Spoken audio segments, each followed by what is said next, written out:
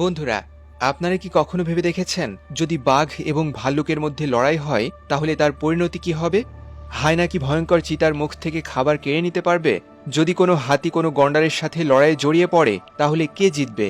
জয় কার হবে? প্রত্যেকটি পশুর তার ভয়ঙ্কর রূপ দেখানোর জন্য একটি নির্দিষ্ট সময় থাকে, আর সেই সময় এই পশুগুলো তার ভয়ানক রূপ ধারণ করে।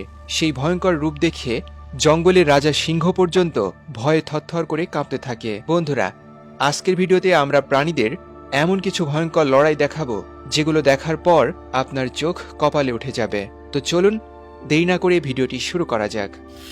চিতা ভার্সেস বন্য শকুর ভার্সেস হায়না। একটি চিতা তার পেট ভরানোর জন্য শিকারের সন্ধানে ঘুরছিল।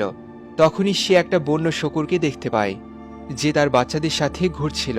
বেচারা বন্য শকুর টেরও পায়নি যে তার দিকে কত বড় বিপদ এগিয়ে আসছে। চিতা তার চালাকির সাথে ধীরে ধীরে বন্য